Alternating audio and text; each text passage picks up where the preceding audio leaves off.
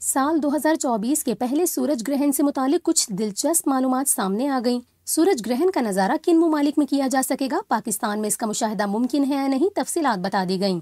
رمضان المبارک کے مہینے میں اپریل کی 8 تاریخ کو سال کا پہلا مکمل سورج گرہن ہوگا۔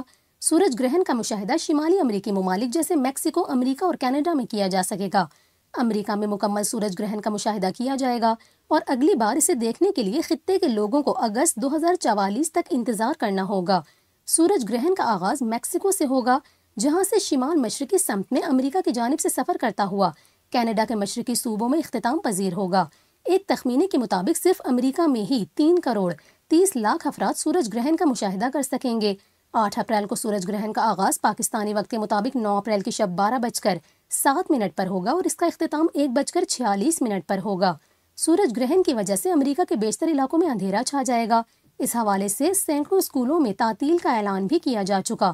گزشتہ 50 سالوں میں سب سے طویل ترین سورج گرہن ہوگا۔ گرہن کا کل وقت 4 گھنٹے 39 منٹ تک رہے گا۔ سائنسدانوں کا یہ کہنا ہے کہ 50 سال قبل مکمل سورج گرہن کا نظارہ دیکھا گیا تھا۔ اب لوگ اس سال اسے دوبارہ دیکھ سکتے ہیں۔ اس کے بعد اگلا مکمل سورج گرہن اگست 2026 میں ہوگا، جو Greenland, Iceland, Spain اور پرتگال جیسے ممالک میں دیکھنے میں آئے گا۔